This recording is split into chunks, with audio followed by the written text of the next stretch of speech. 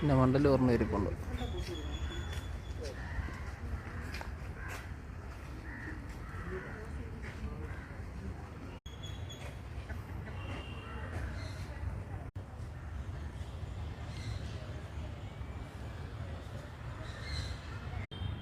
Green winged മക്കാം എന്ന് പറയുന്നൊരു തത്തയാണത്.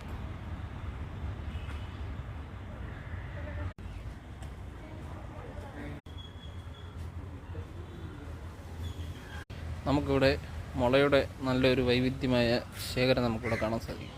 പലതരത്തിലുള്ള മുള ഐറ്റം, മുളയുടെ വെറൈറ്റികൾ നമുക്ക് ഈ മൃഗശാലയിൽ നമുക്ക് കാണാൻ സാധിക്കും.